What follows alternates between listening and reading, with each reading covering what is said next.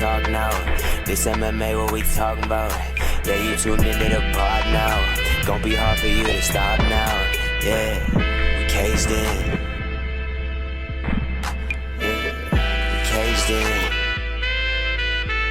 Yeah, we caged in. Welcome back to another episode of Caged In. I'm your host, Chris DiCarlo. Today, we got a very special guest making his debut on the show. It's my guy, Miguel Mother Effin Sevasin. How we doing today, brother? Good, my man. Getting ready for March 30th. Ready to go. Yes, sir. You know, it is crazy how long it has taken for you to come on the show and finally get you on here to talk to you, man. It's been a minute. You know, we run into each other all the time. I've been there on the Cage Titan scene for a while, and I've obviously seen you fight a bunch of times. But now it's the first time I'm getting you on the show, man. So I'm excited to finally get you on here, talk to you, get your story a little bit, and then obviously talk about Cage Titan 64 coming up. Fuck yeah, man. Let's get it. I know you are going in there versus Jake Hixenbaugh, who is 3-2. You guys are throwing down, like I said, Cage Titan 64 on March 30th. But since this is your first time on the show, let's get into your background a little bit, get to know you a little bit better. Where were you kind of born and raised, and what was growing up like for you? So I was born in Brockton, Massachusetts, and I was adopted, believe it or not. Not many people, a lot of people know that, but no one really from Cage Titans really knows that. Mm-hmm. I was adopted at 5, adopted to a great family. You know, it's always funny because my parents, they're white, and so everyone's like, "What the heck?" And right, yeah. It's funny. So, but I've been with them ever since, and they just, they're great parents. You know, I couldn't have asked for anyone better. They're super supportive of what I do, always have my back. So, and I have a brother and a sister. I have other siblings as well. I have a pretty big family, to be honest. So nice, man. And then growing up, were you an athlete in school? Were you playing, conventional sports and everything? What was kind of your stuff growing up? So I was an athlete growing up.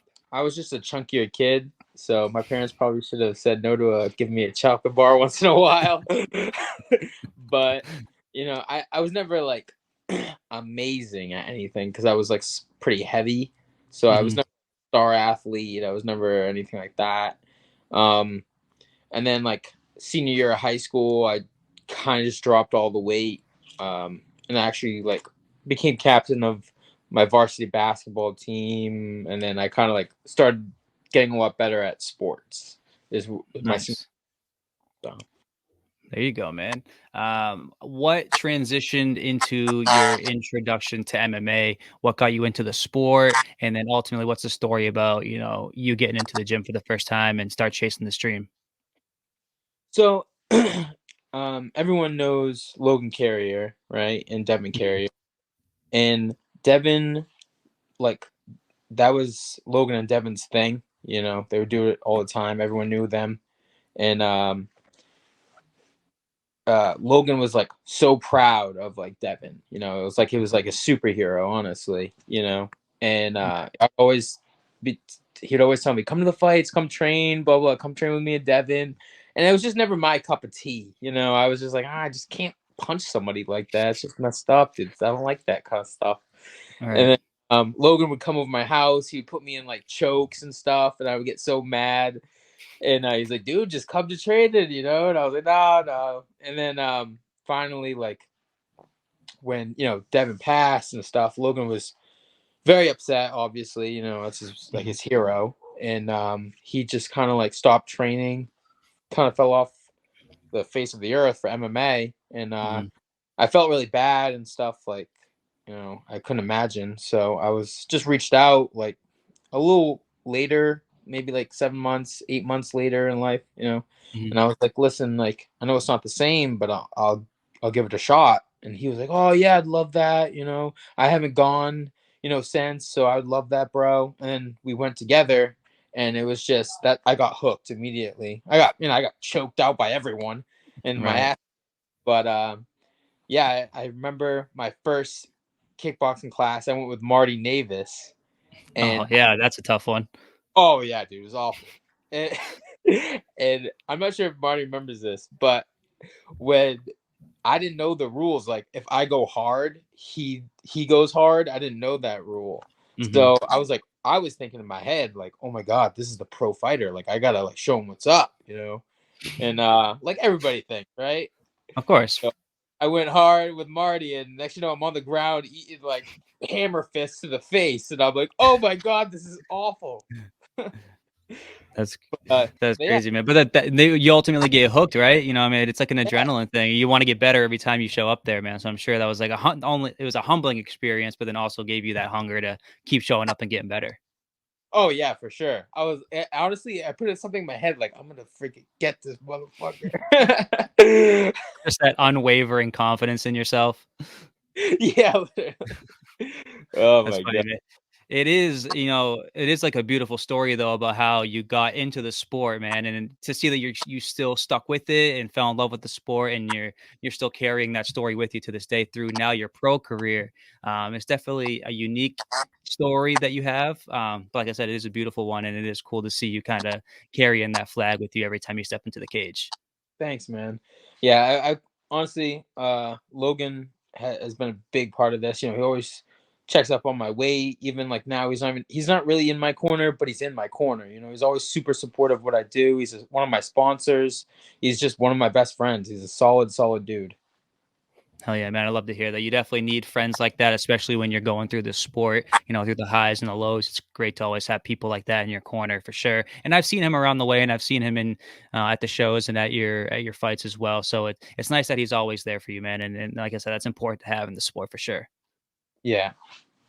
Let's get into your nickname story, man. Miguel Mother Effin Sevasin. I've heard the story through the grapevine a couple times, but refresh my memory, man. How did you get the nickname, and what's the background story there?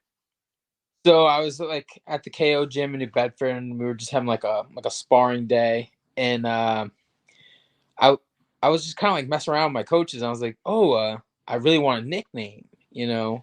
and like we were just throwing random stuff out there, just joking around, all the boys, and then Right.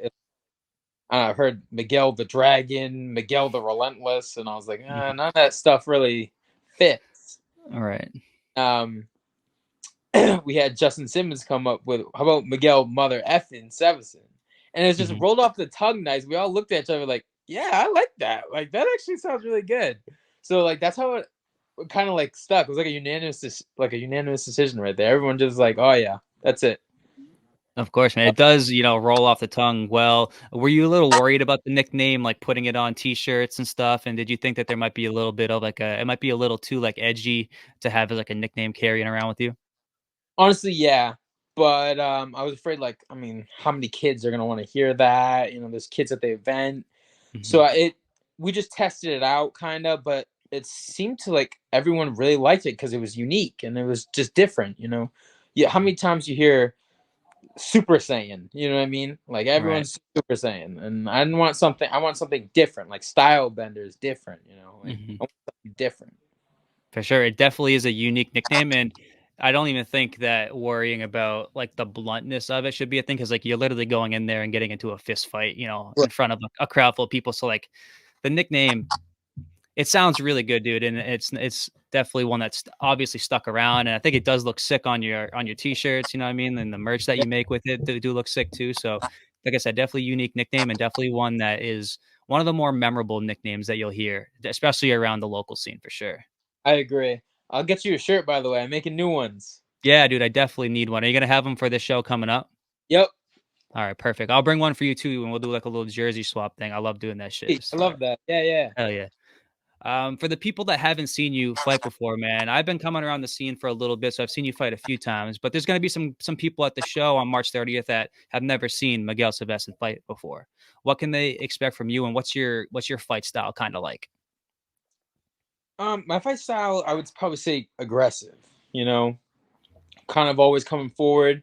Um, I'm always, I'm in love with my hands, but I'm working my feet now. So I'm doing a lot better with my feet, and I'm learning elbows and knees to the head and stuff that a pro can do. Hmm. Um, I'm very good at takedown defense, and I can get up very well. My grappling has gotten a lot better, so I'm pretty well rounded, I would say now. I mean, I'm getting training in with some of the best guys around. Joe Lozon's with me on the ground. I'm working with Ford Jiu Jitsu. Um, Like I'm just in your face. Let's grind, and I will grind you. I'm gonna try to outwork you. My cardio is just one of my biggest assets, and I'm just gonna keep working that and see how like push you up as far as you can go.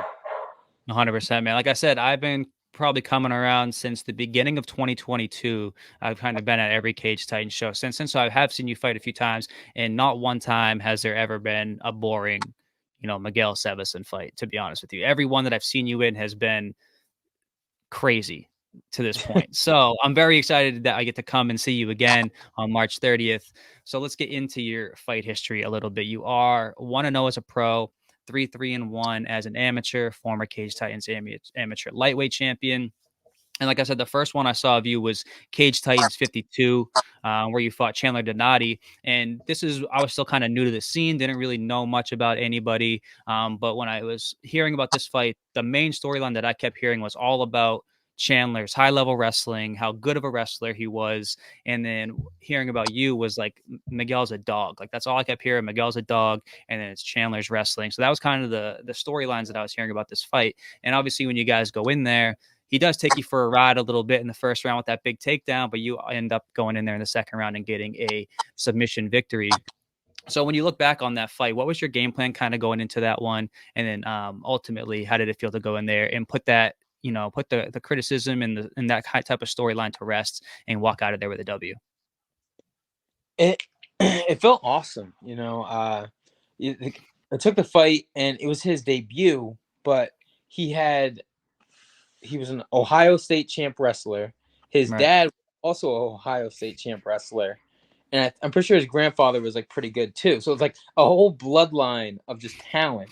Mm-hmm. And so this kid just knows wrestling so well. So it was kind of like I had to be on point. My takedown defense had to be like on point, and it was my first like very high level person I was facing, like at one Mm-hmm. craft. I mean, and so I really wanted that fight for that reason, especially in my amateur career. Mm-hmm. I'm gonna face even more elite guys like that. So at wrestling, so I have to be good at it. So it was good to like finish someone like that because I knew I was better than him on the feet. You could see, Mm-hmm. and he just had to take me down. He wanted to shoot, shoot, shoot, shoot. Right. So when I was in the second round, he was just done. Yeah, I broke him. I could see it in his face. Mm-hmm. And when he took me down, the triangle was just right there. It was almost a gimme. Mm-hmm. So I knew that he was just looking for more of a way out. He just didn't want to be a part of the fight anymore because that's one thing I just do. I just break people. I'm not sure really how I do it or how I'm gonna do it. I'm very good at breaking you. Mm-hmm. I'll keep pushing you to the trenches. So.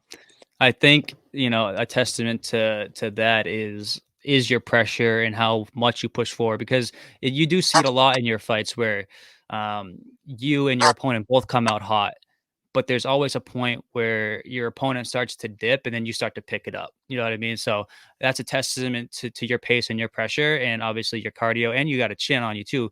Because we saw it in the Kyle Pufal fight at Cage Titans 53, where you captured your amateur lightweight title, where you guys were throwing everything but the kitchen sink at each other, just beating the piss out of each other for as long as that fight lasted.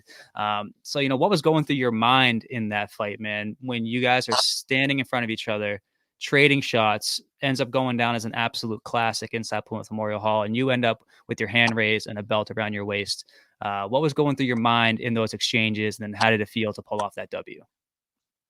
I honestly, I was kind of thinking this is fucking nuts. It looked nuts. Yeah, I'm like, this kid hits so hard. I was like, oh my god, and there was a couple times where he hit me so hard that I was like, man, I'm not sure how many of these I can take. I wasn't doubting myself, but I was like ready to go until I get knocked out.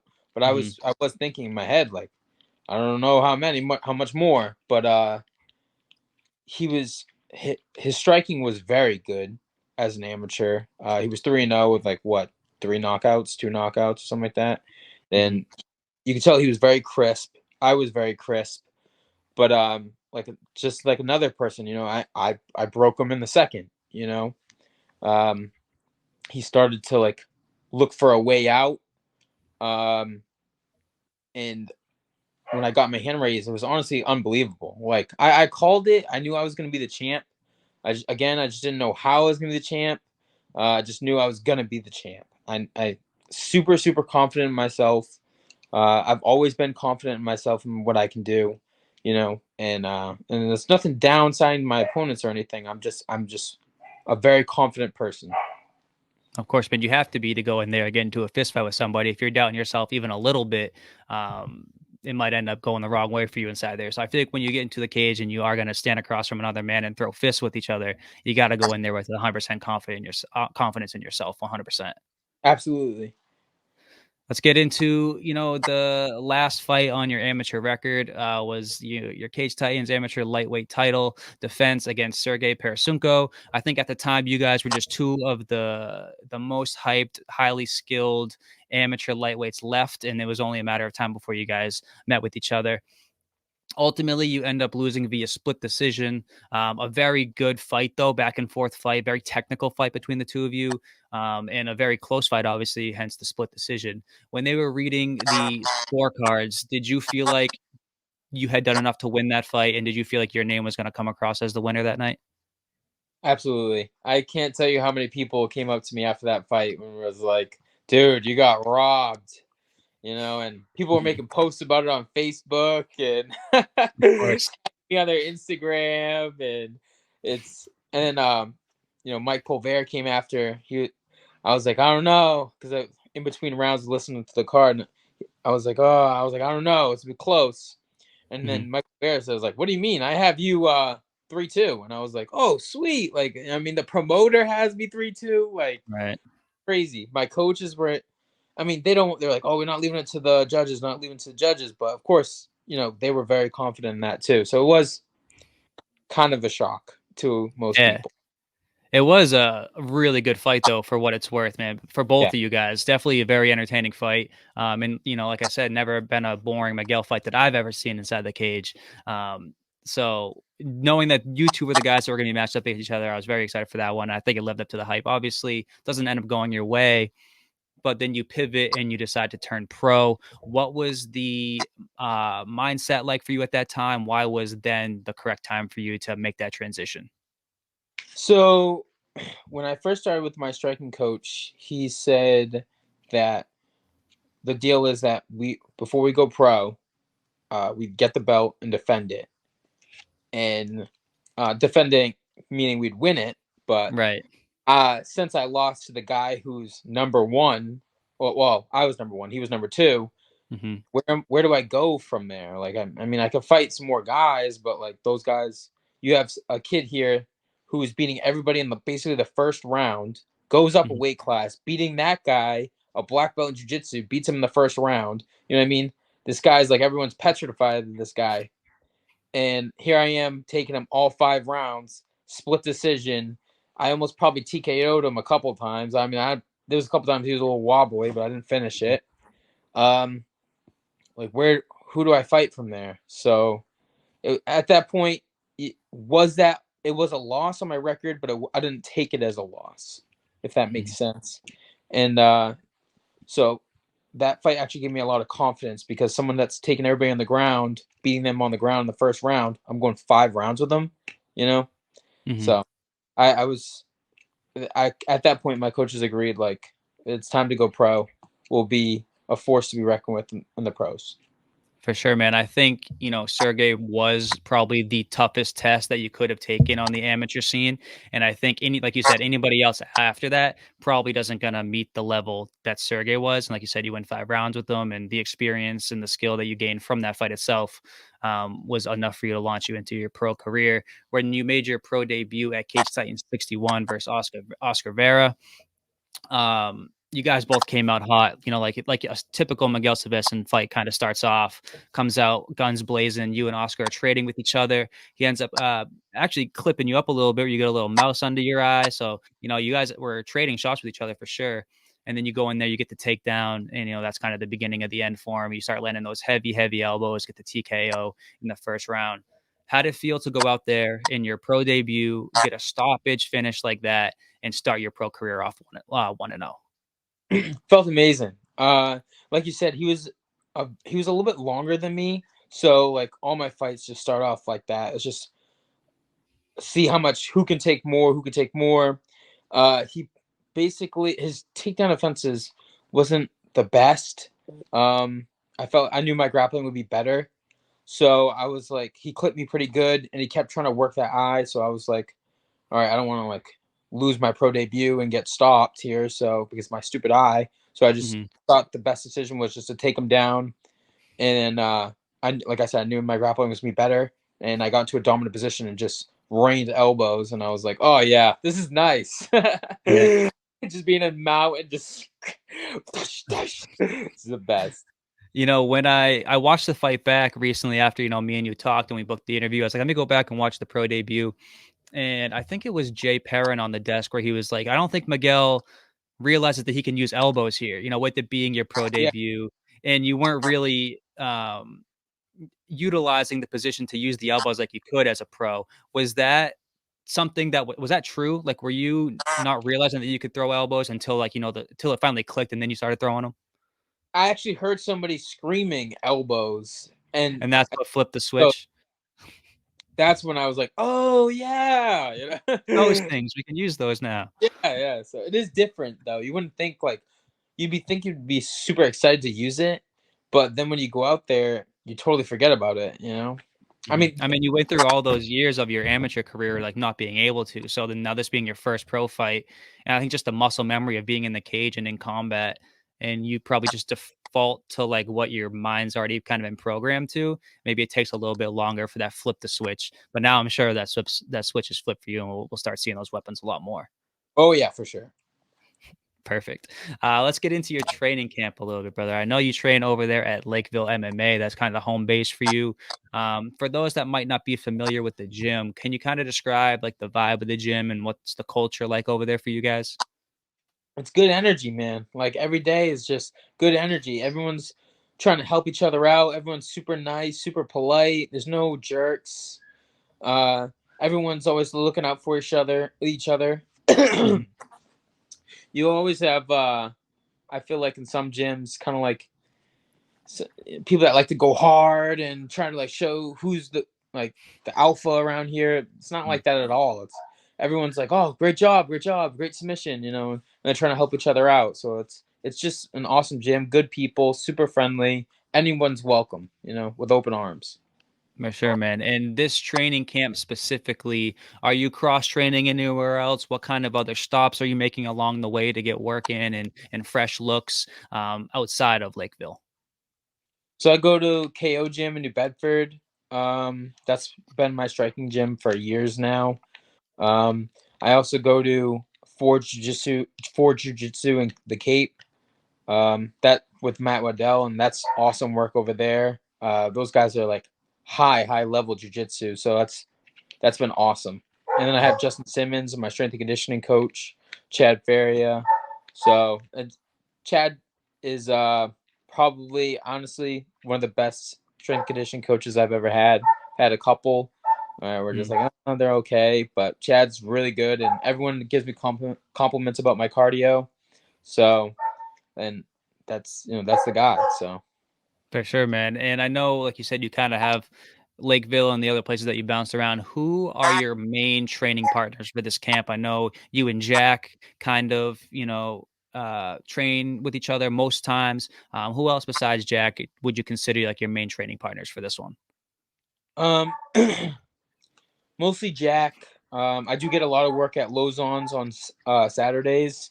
Mhm. Um, those guys are killers. Andrew Jacobs, Andrew Valdina, Joe Poirier, Jay Perrin's there. A lot of killers are over there, and I'm getting work. I got just recently. I got Sahib, who is 3-0 as an amateur at the lightweight division. Mhm. Um, and now he's 1-0 pro, and he's helping me out with my camp, so that's good. Just Mhm. iron sharpens iron, man. Like same weight class. He's a southpaw. Jake Hixenbaugh is a southpaw. So I'm just working what I need to get worked with. Worked on. Of course, man, 100%. I agree with that. There is so many. I always say this, especially when I talk to guys from New England. There's so many good facilities and gyms in our area. I think it's almost like irresponsible to not kind of bounce around a little bit and get as many looks as you can when you have things like in driving distance of you to get those looks and those and that experience down. I think it's almost a little bit irresponsible to not take advantage of all those things. So it's nice that you are, doing all the correct things to try and become better and get ready for this next one. Yeah, I'm a big fan of cross training. I think it's helped me immensely. I think it's helped Jack immensely. I think it helps everyone. You get different looks. You see what other people are really good at, and you get creative, really. 100%, man. Let's get into what's going down on March 30th. It is Cage Titan 64, where you will be taking on Jake Hixenbaugh, who is 3-2 as a professional. We've seen you fight around the Cage Titan scene a lot. We've seen Jake fight around the Cage Titan scene a lot. So, what do you know about him, and then how do you feel about his game overall? I think he's good, not great, but good everywhere. Um, he's on the ground. He seems to have really good top pressure. When he's on his back, he seems to get up really well. Well, get up well. Mhm. He has good striking. He's not bad. He's got good striking. So I think it's just gonna go like in the beginning. We're gonna be exchanging, and he'll realize he can't strike with me, and he'll just be like everybody else, shoot, shoot, shoot, and I'll be kind of like on top of that, like I've been with Sergey, with the wrestler. So I'm Mhm. very, very well prepared for this fight. I'm not really nervous. It's just an everyday thing. For sure, man. And then when you break down the film and you look at this fight stylistically, what area of the game do you feel like you have the biggest advantage in over him? I honestly, this is gonna sound super cocky, but I think I'm better than him on the ground. I think I'm better than him on the feet. I really don't see where he could possibly beat me. Mhm. Um, I I just think I'm a little bit better than him at everything. For sure, man. That I think this is I think it's going to be a very good fight going down on March 30th. I'm very excited to see you get back in there. And we just saw Jake come off the win over Aaron Hughes, who's another tough guy in the region. So I think the two of you are stylistically are a very good matchup for each other at the time at both of the times of your career. So I'm very excited to see this one go down. What can the fans at Plymouth Memorial Hall expect from you on March 30th once those cage doors lock? a banger, just like all like the rest. He's a fun guy to watch. He has a fun style, and you could tell he's always ready to put on a show, and that's what makes a great fight. Because when you have two people that want the same thing to put on a good show and make a banger fight, that's just one to circle. Mhm. Like I said, stylistically, the fight really does make sense. I think on paper, it is a good fight for the fans, and especially at what stages you both are in your career right now. I think this one makes the most sense for both of you guys. So very excited to see how this one plays out on March 30th. With a win for you at Cage Titan 64, you will be 2-0 as a pro. Where do you see yourself as a 2-0 pro in this lightweight division in New England, and what can we expect from you for the rest of the year? Expect growth. I'm gonna get better and better and better and facing tougher and tougher opponents. Each time I'm gonna try to climb the New England rankings. I'm not looking behind me. I'm only looking forward. I only want tough fights. I have a couple people in mind for my third fight that are even tougher than this one, or I have a better record than this one.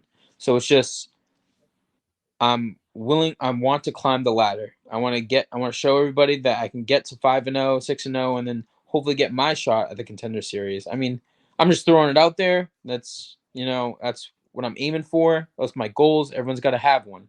That is Mhm. my goals. Yeah, man, I love that. I feel like we always see a few guys from this region kind of break through onto that scene as well every summer or whenever they do Contender Series. I feel like last year was kind of in the fall, but typically it's in the summer. I feel like we do see a lot of you guys do make that transition onto Contender Series. So I know there's a bunch of people from the area kind of vying for that opportunity, and I think that it's definitely a good goal to set for yourself to have something to strive for. Because if you don't really have goals and you don't really have things that you're working for in the sport, you're going to lose track of the vision really quick. So it's nice to see that you do have that kind of like on the agenda for sure. Yeah, definitely. You gotta, like you said, you gotta have that passion, because then it's just like, oh, what, I can skip the gym today. I can skip the gym today, and it's like you can't, 100%, man. Before I get you out of here, I do like to end off on some fun questions. Some will be MMA related, some will be not. We'll just fire these off real quick, get you out of here, and let you enjoy the rest of your day. All right. Sweet, bro. All right, let's get it. First one: who is your favorite MMA fighter of all time? I love Max Holloway. Hey, I love man, he's just all in your face, ready to go, throws 1,000 punches. Super fun to watch. He's my favorite. of course, man, you can't go wrong there. All right, WWE triple threat match: you versus Jack Congdon versus Justin Simmons. Who's coming out of there with the W, and then how are they getting it done? I'm gonna go out with the W, and I'm gonna start swinging on them with fucking chairs. Probably knock them both out with one swing, honestly. There we go, man. I'm gonna clip this and send this to both of them too, so you're gonna have some explaining to do later. Outside of the gym, man. Outside of the gym, outside of MMA, what are some of your biggest hobbies? What are some of your biggest interests? Stuff like that. My biggest, that's a really good question. I like to play sports with the guys, shoot some hoops. My whole life is really MMA, but I'd probably say like shoot hoops, just chill with the guys. I like to cook. Okay. Really good at grilling, so yeah. Okay. A little weekend barbecue. You're the guy manning the grill in the backyard. Yeah. Hell yeah, dude. I love that. He kiss the chef, little apron. I actually would expect nothing less from you, to be honest. Last one, I think. Yeah, last one. We know the boys like to go out to the after party after the fights. Tavern on the Wharf. Everybody likes to go out there and have a good time after. What is Miguel Sevasin's go-to drink order at the bar? And I swear to God, if you say pumpkin martini, I'm coming through the screen so fast. No. That's only in October. All right, of course. Honestly, I'm a fruity guy, so like I like margaritas, strawberry margarita, regular margarita. Like I just love it. I don't know, the sugar, it's just so fucking good. Dude, I agree, man. There's never a bad time for a margarita, in my opinion. All right, brother. That's the last one from me. Anything that you want to leave for the people? Where can they come find you on social media? Any sponsors they need to shout out? Do your thing, man. This is your time. Lisa Hargis, she's my massage therapist in Acushnet. She's awesome. Every fight I go to her. She gives me a great massage. I feel loose. I feel great. Chad Faria, best strength and conditioning coach around, with the BC squad. Find me on Instagram, Migs31. Facebook, Miguel Sevasin. March 30th. Going to be a banger. Tickets are going to sell out, so make sure you hit me up for some tickets, guys. Shirts too, $25 a shirt. Please buy them, so show some support. So For sure, man. Miguel, it was a long time in the making for us to get this one on record, but it lived up to the hype. So thank you for coming on the show and taking your time. Always a pleasure talking to you, either on here or out at the fights or wherever I may run into you. It's always a pleasure. And best of luck on March 30th, man. I'll be there. I'll see you in the building. We'll get the t-shirt swap going 100%. Send me your size and in the details or whatever in the DMs, and we'll make it happen for sure. Sweet, bro. I got you. All right. Of course, man. Down for the count and he can't even talk now. This MMA, what we talking about? Yeah, you tuned into the pod now. Gonna be hard for you to stop now. Yeah, we caged in.